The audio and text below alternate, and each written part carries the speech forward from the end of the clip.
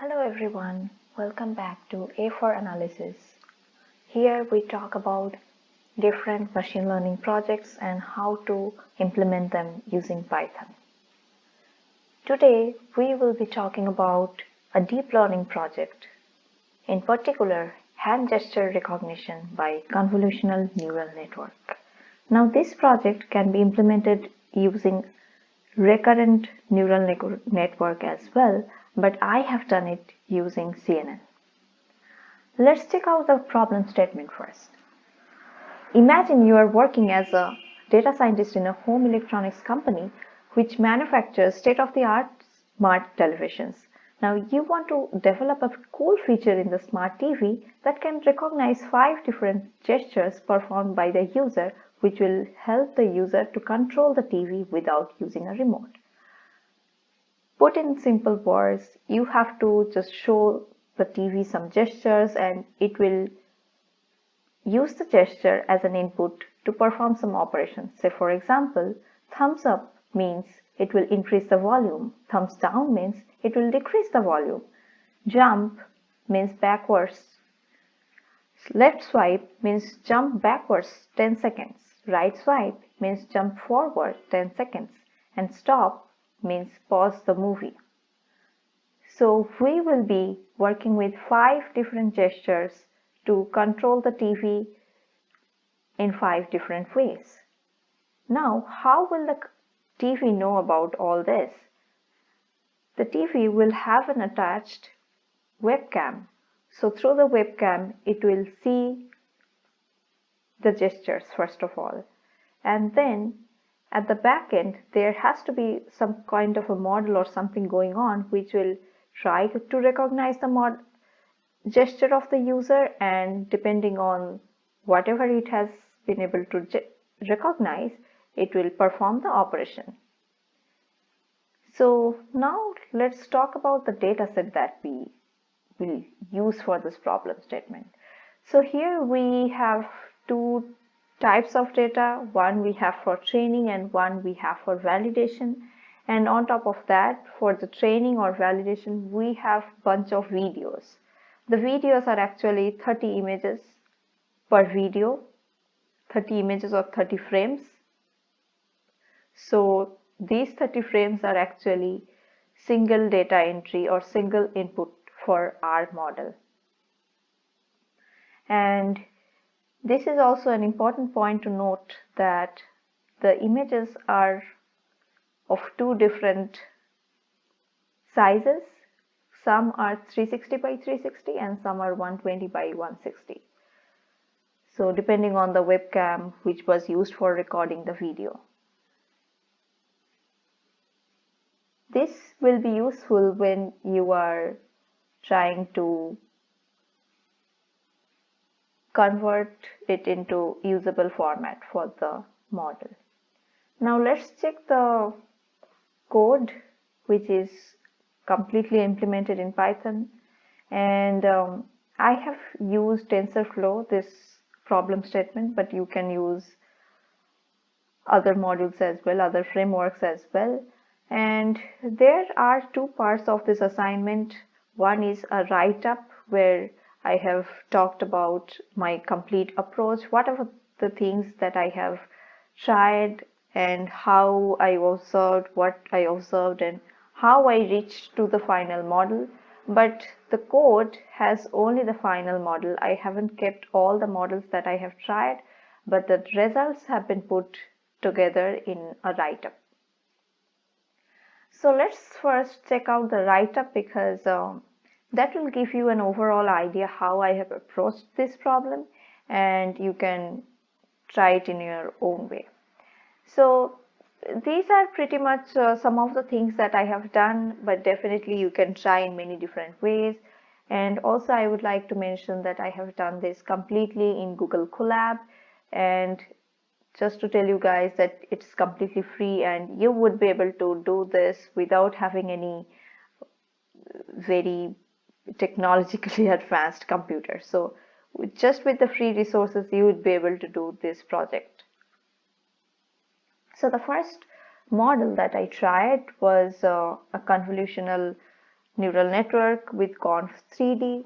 So this 3D model I used with batch size 64, activation function ReLU, kernel size 3 by 3 by 3, and using last 18 image frames. So if you remember that we talked about 30 frames per video that we have, but it's not necessary that all those 30 frames I have to use.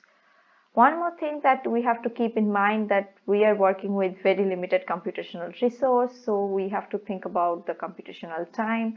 So makes sense to use less number of frames than the total number of frames for us. So that's why first I tried with last 18 image frames, considering that probably the last 18 would have more information than probably the first 18. So that was my assumption and I just tried, but you can look at the result. This is basically accuracy versus epoch graph, which is showing the accuracy. The blue one is for train data and the orange one is for validation, and you are seeing that accuracy is very poor for this model. But there is nothing to be worried about because this is just our base model and we would see how we can make it better. So first observation was this one and our comment was model was underfitting. Next, we changed the activation function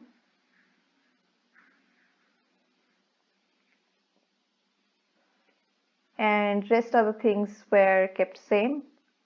But here as well, as you can see, the accuracy is fluctuating a lot and it's not getting better beyond 0.26, which is very poor. So what we can see is activation function changing didn't really help us. The next model that we tried is changing the kernel size from 3 by 3 by 3 to 2 by 2 by 2. So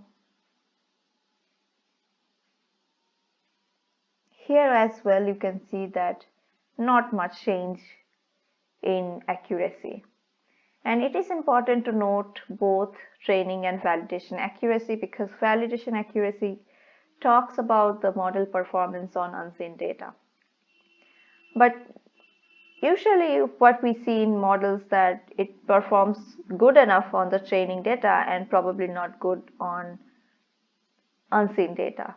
But since for both data it is performing really poorly, which means that it's not able to learn anything whatsoever, so it's underfitting. The next model that we tried is again another variation. So here we used batch size 64, activation function ReLU and kernel size 222, and here we actually got this resource exhausted error. So this is one of the things which I would like to mention, that actually it is not 64, it was more than 64. So whenever I tried to increase the batch size, I was getting this resource exhausted error. Means whenever you are working with limited computational resource, there will be certain constraints which you have to keep in mind. So this was the first constraint I came across. The next model that I tried was this one. So here I changed the frames actually. Instead of taking the 18 consecutive frames from the last part or the last 18 frames, I was taking every other frame within the 30 frames. So here, as you can see, at least there is an upwards trend. So before that it was just too much unstable. It was too much unstable and it wasn't going beyond 0.26. But for the first time in our model, we can see that there is a trend upwards, even though it's not very good, but at least it has gone beyond 0.6 or 60% accuracy it has been able to achieve. So, which is a nice thing, which is a nice change, to be honest. The next one that we tried is using 84 by 84 image frames. So we changed the size of the image, and we also tweaked our optimizer, which we are using SGD optimizer here.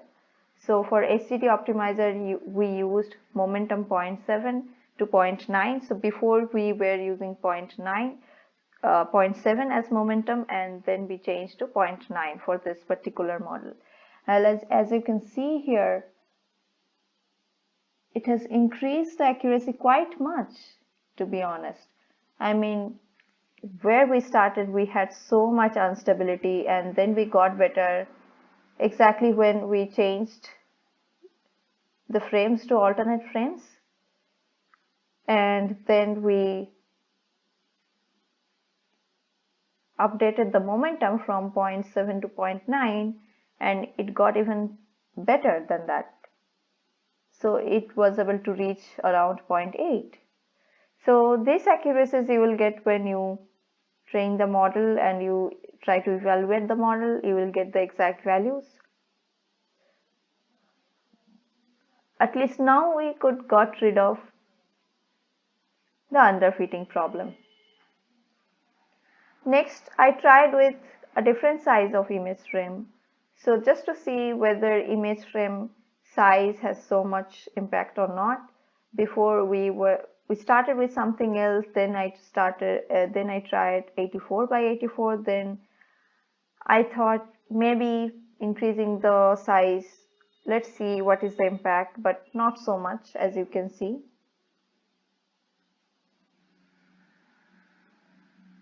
'84 by '84 and 100 by 100 gave us around the similar accuracy. Next, we changed the learning rate. So here you can see that it's slightly overfitting because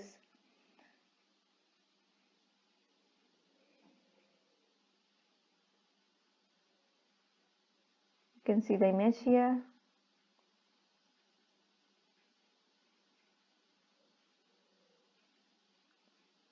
Next, we tried with all 30 frames and 84 by 84 image size, again slightly overfitting.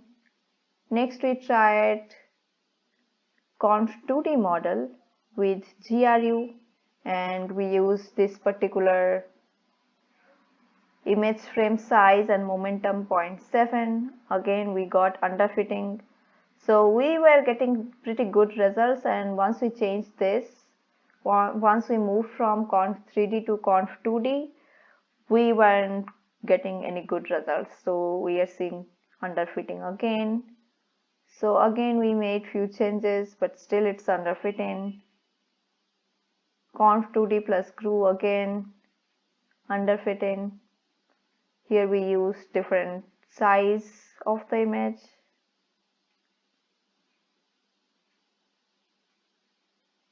So Conv2D plus GRU, here finally we got slightly overfitting model where we used alternate 18 images, and we also updated the momentum to 0.9. So here at least we are getting an upwards trend in the accuracy, but it was slightly overfitting. Few more models we tried, basically starting with a simple model and tweaking the model here and there, changing the kernel size, changing the image size, changing the frames which we are taking as input, changing the parameters of the optimizer. Those were the kind of things I did. So best model was finally model experiment number 6. Let's go back to that image quickly. So this is the final model that we went for, which is using 84 by 84 image frames. It's a Conv3D network, and momentum we used 0.9 for SGD optimizer.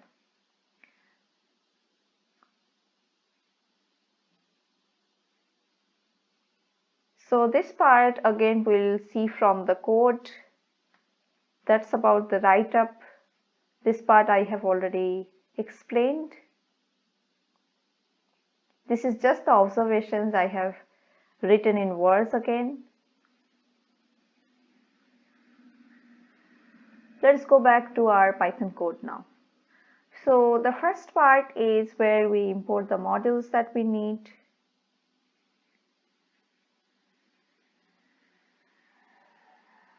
We had two types of data here, train CSV and val CSV.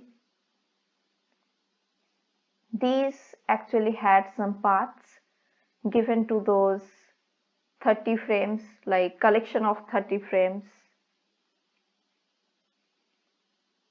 So this is the most important part of this problem statement, making this generator function.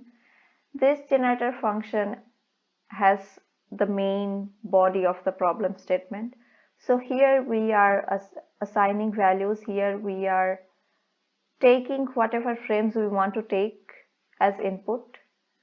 So finally we came up with this frames, which are more or less like every other frame, but just a little more than that, because if we take just the alternative frames out of 30, then we'll get 15 frames, but instead of 15 we took 18 frames. So here is the frames, and then we are just taking the batch size here. We're taking the batch size, and this is the number of frames, and 84 by 84, what I was talking about in the write-up. This is the image size, and here I am doing the image resize, cropping to make it square shape. Next I am doing the normalization of the RGB image. So here I have used mean subtraction. You can use other methods as well. So this part is doing for the batches, and whatever we are left out with after taking the complete batches, this part will take care of the leftover images. Here also we are doing the similar thing, resizing the image, cropping them, and doing the normalization here.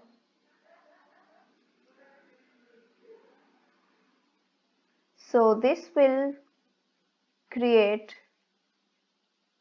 numeric input data from the 30 frames. So from the 30 frames, first we selected 18 frames of our choice, and then we are doing the resize, we are cropping the image, and then we are doing normalizing. So it will become a numeric representation of those 30 frames, or I should say of those 18 frames. Next, we are making the model. So this is the final model. I haven't kept all the models because it would have made the notebook so much bigger and messier. So I have kept just the final model. This is just a variation of the first model that we started with. So as you can see here, input shape is 18, 84, 84, 3. This is for conf 3D model, and we have used batch normalization and normalization on individual images as well. For activation functions, as you can see, we have used LU, and the final one has to be softmax, of course. We have used dropouts as well, because without the dropouts we weren't getting any good results. So you have to play with all these parameters, with the kernel size, with the activation function, with the max pooling or other things, and this is just one of the many models we could have gone for, but this was the best model amongst all the experiments that we have done for this problem statement. So next, here is the optimizer.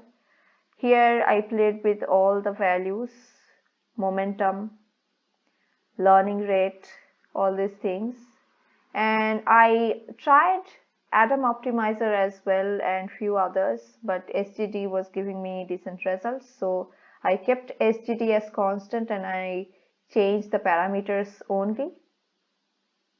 So next is making the checkpoint and saving the model. So here I am training the model. So as you can see, I have taken 30 epochs. If you have enough time, enough computational resource, you can take more epochs. But again, epoch was one of those things with which usually the model performance was getting better. As you can see here, we have given the accuracy, how the accuracy is improving over the epochs. But I couldn't afford to take more than 30 epochs, so that's why I kept it limited to 30. But if you have more resource, the suitable resource with you, you can definitely try and see whether it's improving beyond 30 epochs or not. So the most I have tried 30 epochs, but while I was testing with 20 for most of the things, because of course it was taking quite a huge time. So here actually it's making all the H5 files for the model so that we can save the best version of the model. And as you can see, it is also printing out the categorical accuracy and validation accuracy. So it's printing the accuracy and the loss. So the accuracy got improved from 0.32 to 0.646, 0.40, 0.53, 0.50, like that. And the loss in turn started with a large value and it was dropping. As you can see, we'll scroll to the bottom. So final categorical accuracy we got 0.76 and validation loss 0.67. Validation accuracy was 0.76 as well, which is pretty decent, and we could get rid of the underfitting and overfitting issues. As you can see, the training accuracy and validation accuracy are pretty much the same. So that's why this was our final model. As you can see here, how the loss started with a big value and then it dropped, and then it was pretty much stable. It wasn't changing much. So this gives an idea that maybe even if we run for more than 30 epochs, it wouldn't have improved much. And here as well, here as you can see, it's improving, but more or less here we see that it's got a decent value, so that's why we stopped here. So yeah, that's it for the project, guys. Do give it a try, and you can try in so many different ways. I mean, there cannot be just one way or two way to solve this problem statement, but this is, I would say that this is just one of the many approaches that you can take. And do give it a like if you have found this video helpful in any other way, and please share it with your friends, like, subscribe and comment, and we'll meet again very soon. Bye guys.